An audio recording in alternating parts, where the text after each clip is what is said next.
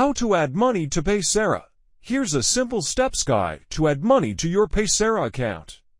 Open the Paysera app on your phone. Log in securely with your password, PIN, fingerprint, or Face ID. On the main screen, tap Top Up option. Select your Paysera account where you want the money added. Choose a funding method like bank transfer, debit or credit card, or other e-wallets, if available. If you pick bank transfer, Paysera will show you your unique IBAN and transfer details. Copy the details and make the transfer from your other bank account.